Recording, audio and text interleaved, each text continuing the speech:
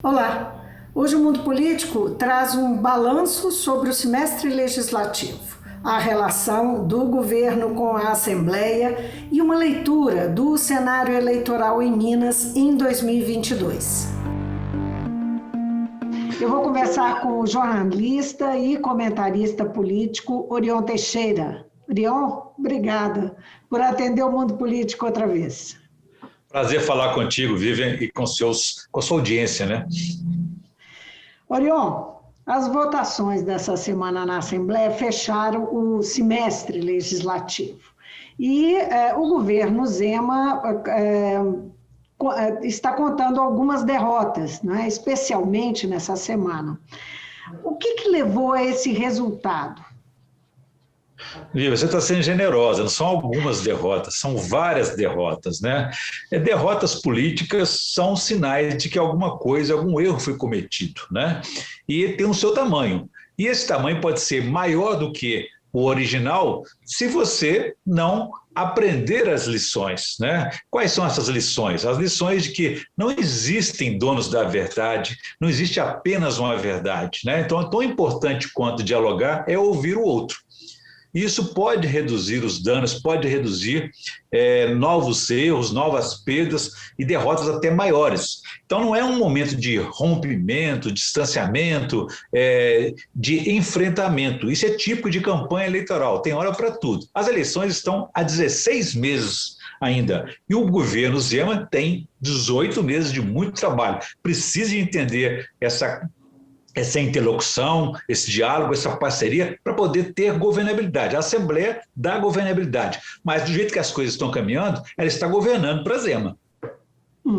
Só para clarear para quem está acompanhando a gente agora, mas não está acompanhando exatamente o que aconteceu na semana, teve a promulgação da PEC da transferência de recursos oriundos do acordo da Vale para os municípios. Existe uma questão aí que prevaleceu a decisão de uma transferência direta, como queriam os deputados na Assembleia, a grande maioria.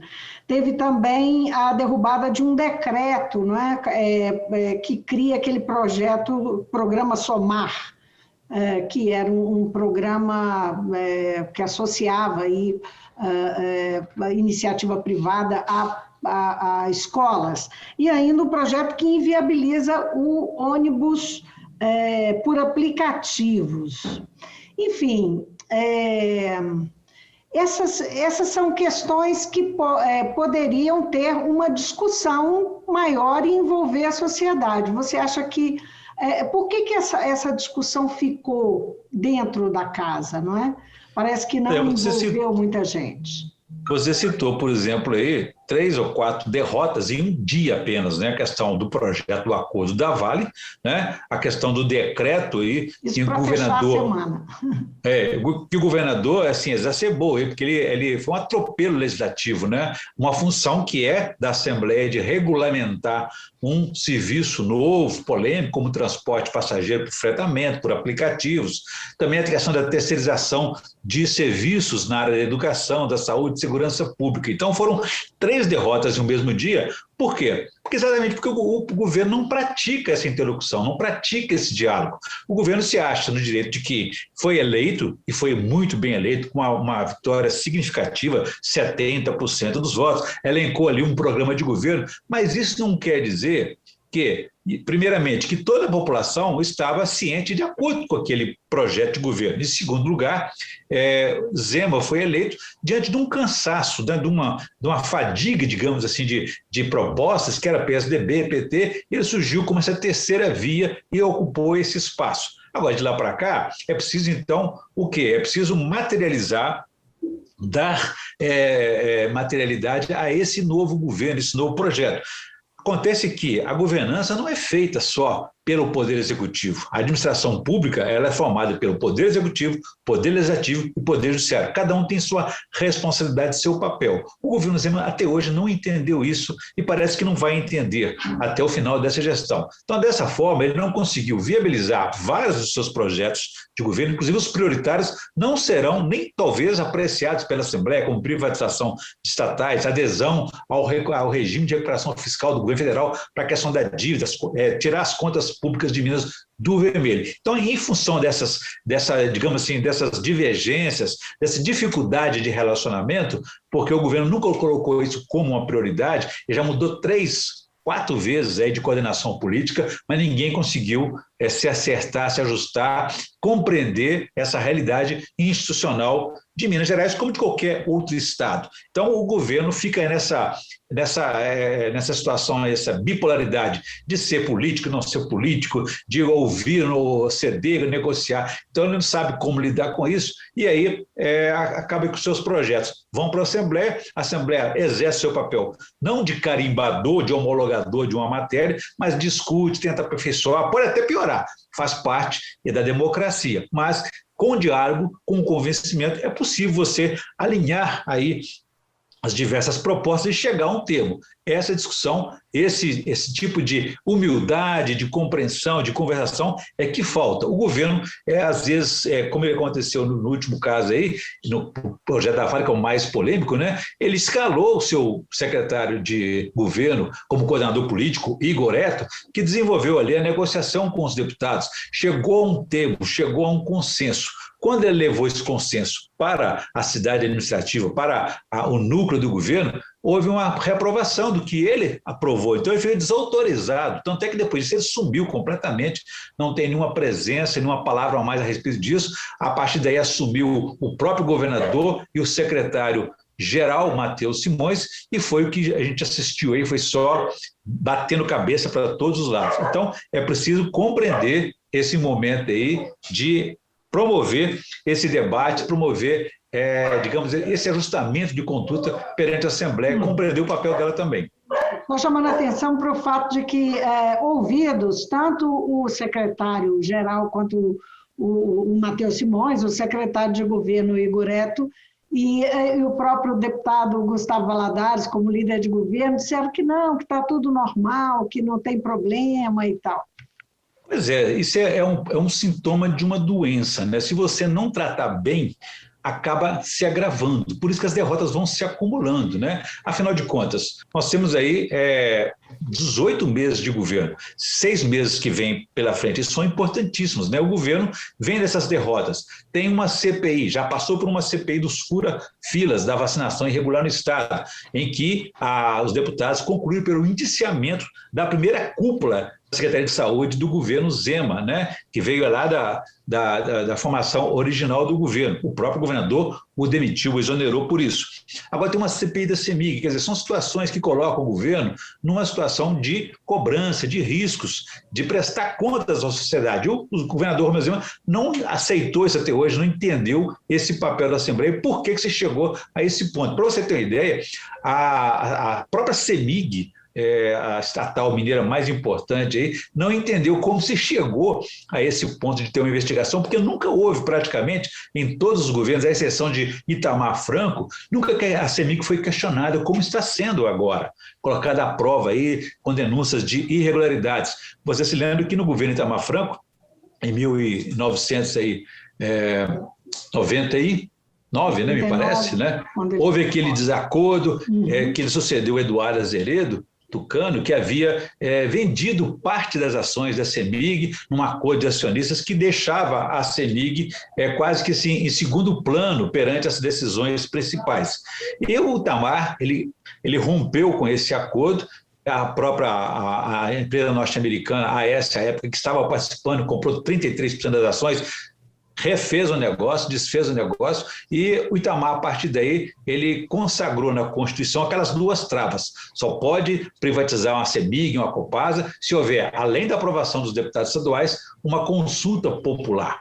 Quer dizer, para dificultar realmente e impedir que esse patrimônio importante do Estado como a CEMIG, que completa no ano que vem 70 anos desde a criação do ex-governador Juscelino Kubitschek, não seja simplesmente entregue sem um debate mais amplo com a sociedade, sem essa participação social pela importância cultural e econômica que a CEMIG tem na vida dos mineiros. Então, não é uma situação muito fácil de você chegar um governo de apenas, digamos aí, 2 anos e meio, achar que, sendo apolítico, né, que ele vem, vamos mudar o Estado, vamos vender as joias da coroa, né, em função de quê, em nome de quê? Existe uma dívida? Existe uma dívida. Mas o secretário da Fazenda peca pela falta de transparência. Outro dia foi cobrado na Assembleia, daquele debate da Assembleia Fiscaliza, aquela prestação de contas, sabatina dos secretários perante os deputados, e ele se negou a fornecer simplesmente o saldo bancário, as contas bancárias do Estado naquele momento, e dizia desconhecer.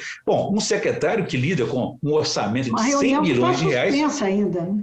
Exatamente, foi uma outra derrota do governo, porque a Assembleia Fiscaliza era para promover essa prestação de contas aí do governo estadual com os deputados. Então foi encerrado porque ele se negou a fornecer o saldo bancário. Um secretário que lida com um orçamento de 100 bilhões de reais, ele desconhece o saldo bancário, que poderia justificar ou não, talvez, aí, essa proposta de adesão. Por que quer se aderir Minas ao regime de recuperação fiscal? É porque Minas estaria no vermelho, mas os números não estão sendo revelados, expostos aí para poder ter uma avaliação mais, digamos assim, mais objetiva sobre isso. Em que pese que o governo fala muito que é transparente, né? Que se compromete muito com isso, né? Agora, você falou da CPI da CEMIG, um comentário do governador sobre essa CPI é que não tinha problema não, que ele não estava preocupado com isso, né? Ele não tem com o que se preocupar? Tem sim, tem que se preocupar sim, porque ele sempre diz que a CEMIG perdeu competitividade, que ela não tem capacidade de investimento, que ele vai para o interior e houve reclamações de empreendedores, de pessoas comuns que reclamam que não consegue ter uma ligação da CEMIG para poder encaminhar algum tipo de negócio, que precisa, a CEMIG demora nesse atendimento. Enfim, se ele é o gestor da CEMIG, se ele é o gestor do Estado, ele teria que mandar para quem comanda essa CEMIG corrigir essa situação e não simplesmente dizer que ela não consegue prestar esse serviço, que deveria ser vendida por isso. Ora, a impressão que dá e que os deputados fazem esse tipo de acusação é que o Estado está sucateando, esvaziando, enfraquecendo a estatal com o objetivo aí de fatiá-la e facilitar a sua venda até com preço abaixo do que ela talvez mereça historicamente, culturalmente e economicamente, né? Falando ainda de relação, né, governo e Assembleia, chamou muita atenção a questão do acordo da Vale, né, o acordo que foi feito entre o governo do Estado e a Vale, e que foi, depois, houve então a proposta da Assembleia, que tinha que autorizar, de uma mudança na forma do uso dos 11 bi, ao qual o governo teria acesso imediato para, enfim, para fazer aí um plano de obras, de investimentos e tal. O governo, a Assembleia, então, propôs, o que foi esse acordo que você se referiu com o Igor Eto, né, que foi encaminhado, propôs que houvesse uma transferência de 1,5 bi para os municípios e propôs que fosse de forma direta, não é? O governador, então, se opôs. Foi muito tenso, levou meses, foram meses de discussão e houve muita tensão de atores políticos importantes envolvendo a presidência da Assembleia e os secretários. Porque o que estava em jogo nesse acordo especificamente, nessa questão especificamente, que gerou tanta tensão, né? Talvez um momento de maior tensão até hoje, entre governo e legislativo. Falta transparência e esclarecimento do próprio governo para justificar a razão pela qual ele não concordou com essa fórmula apresentada pela Assembleia. Por quê?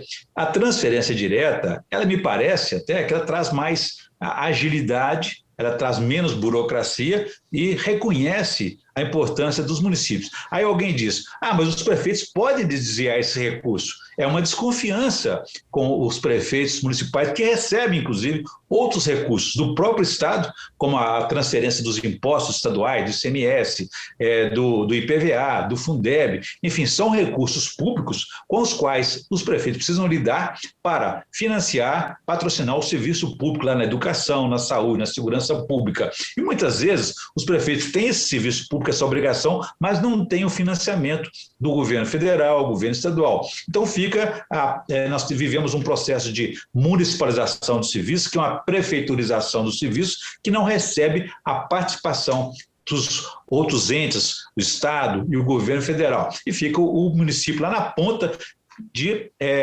cara com o cidadão sem condições de atendê-lo. Então, acho que houve uma desconfiança do governo de que, em primeiro lugar, é preciso de convênio para fiscalizar a aplicação desses recursos que seja dentro do perfil do acordo da Vale.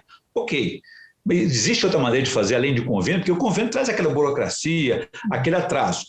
E aí chega-se uma outra discussão, que além da fiscalização, o que o governo queria ter com isso era o controle político sobre a aplicação desses recursos. Então, vem o prefeito do Sul, do Norte, do Nordeste, enfim, vai até a cidade administrativa conversar com o governo para apresentar o seu projeto, que o seu projeto seja aprovado para que depois essa verba seja liberada. Ora, temia-se ali, entre os deputados, que o governo estava fazendo um controle político desse recurso que não lhe pertence, um recurso que vem de uma tragédia mais de 300 mortos, cerca de 300 mortos aí na tragédia de Brumadinho, destruição econômica, ambiental, enfim, esse dinheiro seria para reparar uma indenização a todo o Estado que sofreu, que foi impactado com essa tragédia, com esse desastre econômico, ambiental da mineradora Vale.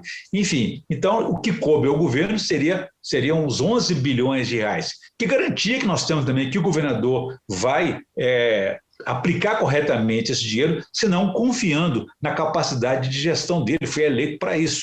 Enfim, mas no projeto apresentado pelo governo à Assembleia Legislativa, havia emendas, propostas bastante polêmicas, como, por exemplo, 40 milhões para trocar a fiação elétrica da cidade administrativa. Parece que o governo estava sem projeto. Outros 130 milhões seriam destinados ao aperfeiçoamento da Academia de Bombeiros Militar. Nada contra os bombeiros militares ou contra o aperfeiçoamento da carreira deles, da atividade deles.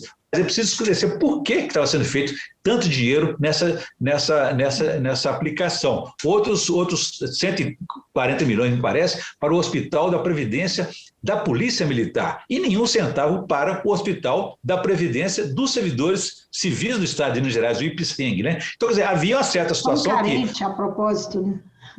É isso, e veja bem, era como se os deputados só tivessem que carimbar, homologar o que o governo decidiu sem ouvir a Assembleia. Então, por que a Assembleia tinha que aprovar ou desaprovar esse projeto? Então, é preciso, então, colocar na mesa essa discussão e abrir esse debate. Agora, esse embate entre legislativo e executivo, ele se dá em um ambiente pautado já pelas eleições do ano que vem? Vívia, são duas coisas aí. A cada momento que passa, que se aproxima o período eleitoral, a tensão política aumenta. Todo mundo de olho na sobrevivência política, tanto do governador como dos deputados. Isso é normal, natural. É preciso, então, baixar essa bola e tentar estabelecer um nível possível de debate republicano, democrático e tudo mais. Em segundo lugar, a falta de jeito aí está mandando lembrança também, Você se lembra que na semana atrasada aí, o governador concedeu uma entrevista a uma rádio da capital e disse que os deputados, irritados que ele estava com a derrota no projeto da Vale, um dia seguinte, ele foi para essa entrevista 8 horas da manhã, 9 da manhã, enfim, teve tempo nem de refrescar a cabeça e refletir sobre o que estava acontecendo, e irritado ele disse que os deputados tinham inveja do sucesso do governo dele e que eles não tiravam aquilo da cadeira para trabalhar. Enfim, a repercussão meia hora depois foi assim imediata, em que o próprio líder do governo, o deputado Gustavo Valadares, que é do PSDB, chegou a pedir desculpas para a oposição, chegou a pedir desculpas para os demais deputados e recomendou que o governador fizesse o mesmo, tal o nível de desrespeito que ele considerou por essa declaração do governador. Eu te pergunto, o governador fez algum gesto de retratação? Até agora não fez. Porque isso quer dizer alguma coisa, né? E eu vejo que o governo ali, Vivian, se me permite aí também, existem duas alas, né? Uma ala que quer amadurecer um pouco mais, quer abrir o Partido Novo, quer ampliar, buscar a governabilidade, buscar até a sua reeleição digamos assim, com alianças partidárias, como está sendo feito hoje na Assembleia, que tem o apoio do PSDB e de alguns outros partidos, como o PP. Há uma outra ala que eu acho até que ela é liderada pelo secretário Matheus Simões, que é uma ala apolítica, ela quer romper com a classe política até para justificar, lá nas eleições do ano que vem, que o insucesso eventual do governo é fruto de esse desentendimento, da velha política contra a nova política, que a Assembleia não cooperou, não contribuiu para a viabilização desse atual projeto. Esse discurso já aconteceu lá no passado, não é isso? Agora, aconteceu lá em 2018. Não quer dizer que ele vai se manter daqui para frente, né? O fato é que o Novo é um partido muito pequeno. Se ele domina, não é? Se ele é preponderante no governo, claro, o governador é do Zema, foi o partido que ganhou as eleições para o governo do Estado em 2018, mas o fato é que a representação dele na Assembleia é de apenas 3 deputados. E a base do governador é pequena, essa sustentação dele é pequena dentro da casa, ele tem 21 deputados. Como manter essa bandeira antipolítica? Você diz que isso pode ser útil, mas será que essa postura de antipolítica, antissistema e tal, será que isso se sustenta e tem viabilidade para 2022? Eles estão apostando nisso? Que é uma fórmula que vai se repetir com sucesso?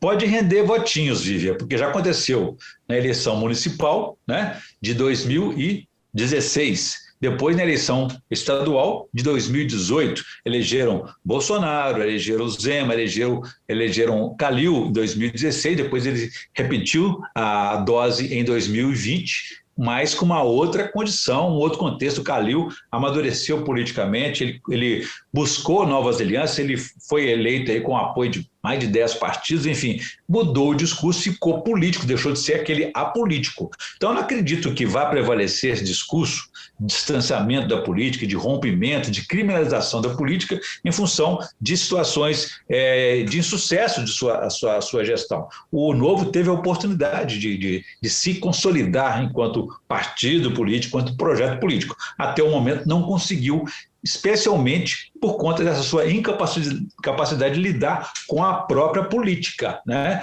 A política estabelece essa capacidade, como eu disse, de dialogar e de ouvir. Se você não exerce essas duas iniciativas, você está fadado ao fracasso, porque eu vejo hoje na Assembleia Legislativa, entre os deputados, muita impaciência com os consecutivos erros e distratos do governo perante a classe política. Agora, o próprio governador falou, mas também o secretário-geral Matheus Simões, há algum tempo, que o Novo vai buscar aliança. Não há uma contradição para buscar aliança, ele vai buscar aliança com outros partidos. Em 2018, não houve aliança, foi uma chapa puro sangue, que era encabeçada pelo atual governador Romeu Zema, né, com Paulo Brandt, compondo com Paulo Brandt, mas eles diziam que não queriam, que queriam uma chapa puro sangue, até porque eles não iam usar o fundo eleitoral. E os outros partidos estavam usando e eles não podiam se associar a partidos que usariam o fundo eleitoral. Será que o governador vai conseguir, pensando nisso que a gente estava falando, essa atitude dos novistas em relação aos outros políticos, né, a classe política como um todo, e ao mesmo tempo desejar uma aliança, mas não pode ter fundo eleitoral? Como é que você pensa que o governador vai lidar, você imagina que ele vai lidar com essa equação, não é? São muitas contradições, Viva, porque você não pode participar do jogo político, do processo político, estando fora dele. Dizem que o Partido Novo tem no seu estatuto que não admitiria a reeleição, ou já estão aceitando a reeleição entre os deputados, para governador, compreendendo que o tempo é muito curto para fazer qualquer tipo de mudança de realização. Já houve, então, a flexibilização. Dizem que o partido não quer saber de fundo eleitoral, fundo político. Mas eu te pergunto, a participação em um programa do horário gratuito eleitoral não é financiada por dinheiro público?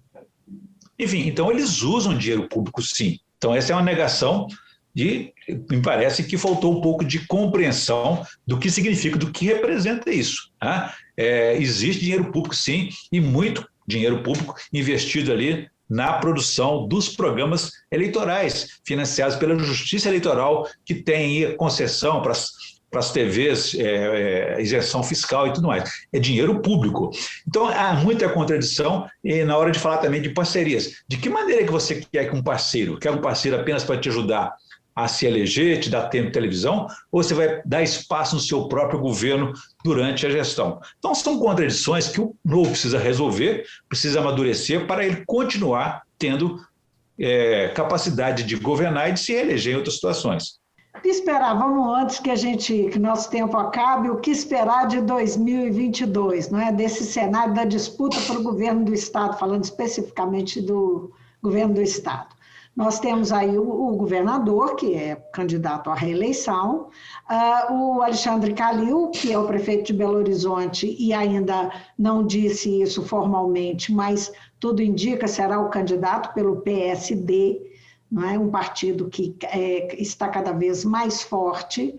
E a gente tem também uma tradição de Minas ter um certo alinhamento com a disputa que acontece com os personagens que estão em disputa no plano nacional pela presidência da República. Como é que você enxerga partidos e personagens que estão aí colocados, ou que eu nem coloquei, mas enfim, os que você enxerga? Muita turbulência, Vivian. Teremos um ano de muita confusão. Enfim, eu espero que haja debates, que haja mais transparência, ao contrário do que aconteceu na eleição passada. No plano nacional, por exemplo, eu vejo a situação muito de risco, até mesmo para o processo democrático, a posição de Bolsonaro, né?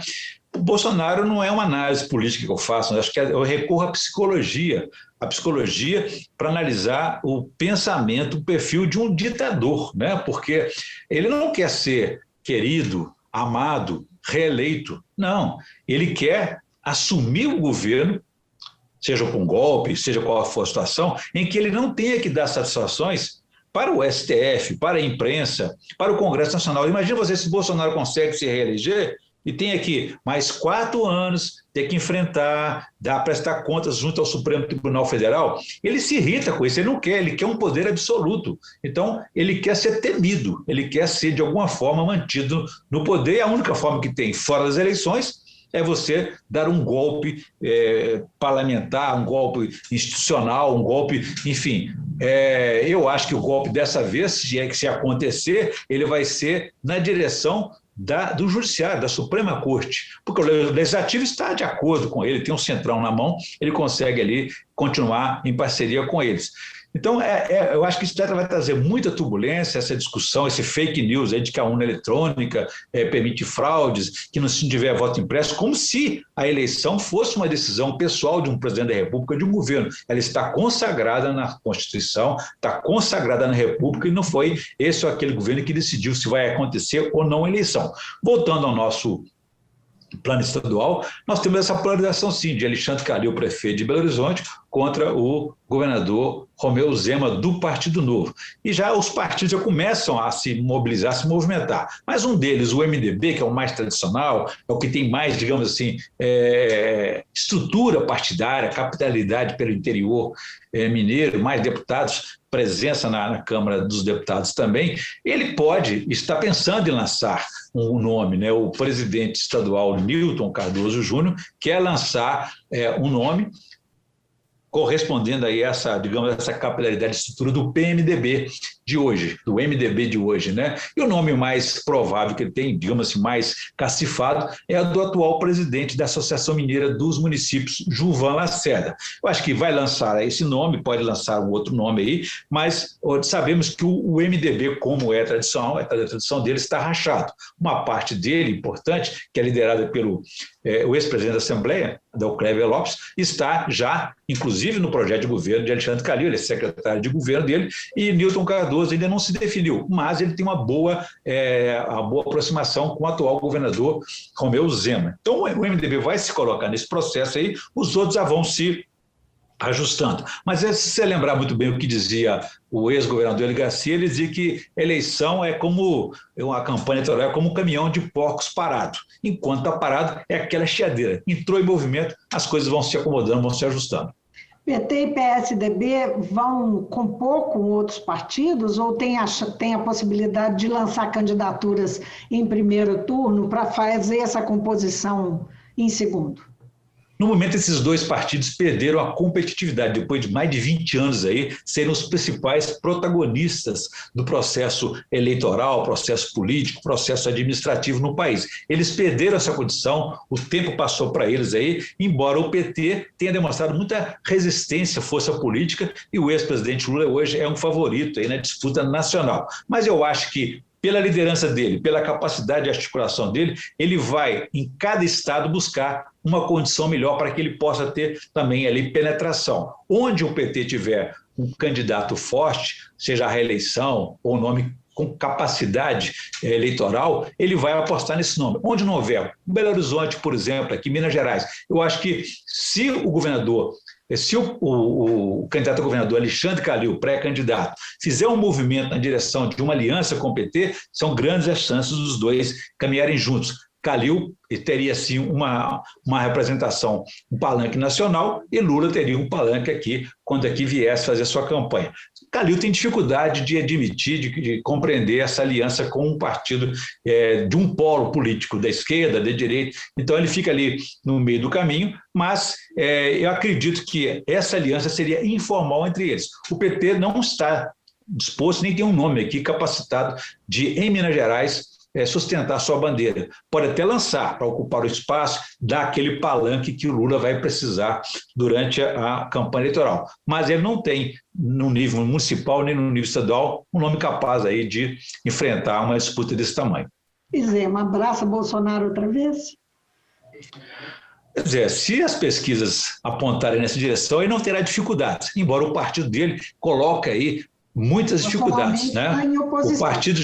O partido está defendendo o impeachment de Bolsonaro. Zema diz que não tem nada com isso, que o momento é de governabilidade, não tem que pensar na questão política, eleitoral. As bancadas também, igualmente, do partido não acompanham o pensamento e a orientação da executiva, que tem lá uma influência do ex-presidente do partido e ex-candidato a presidente, João Amoedo. Enfim, o partido está perdendo o rumo, perdendo o eixo, sem saber para onde que vai. Zema, sim, o tempo todo, até durante todo o seu governo, ele foi um aliado de Bolsonaro. Não sendo agora, ficaria até estranho, mas eu acho que eles acabam se entendendo.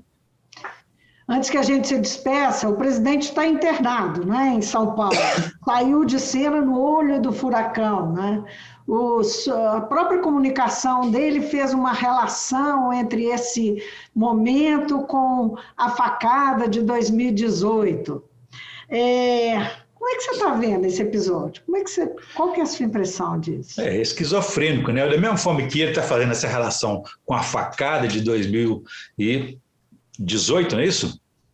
É também a quem faça uma outra associação. Por exemplo, no momento em que ele ia virar réu de um processo de acusação, de uma CPI que está aí apontando as evidências de irregularidade do seu governo, ele virou ou está querendo virar vítima desse processo. Então, assim, são coisas que a gente tem que tentar separar uma da outra para que isso não contamine o processo político. É isso aí, Orion. Muitíssimo obrigada por essa conversa.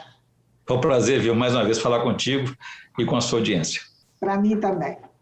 Eu conversei com o jornalista e comentarista político Orion Teixeira. Nós passamos aqui em revista esse semestre, né? Vamos dizer assim, tanto do Legislativo quanto do governo de Minas, o governo Zema. e falamos um pouco também cenário eleitoral para 2022, com foco na disputa pelo governo de Minas. É isso aí, a gente fica por aqui, até a próxima.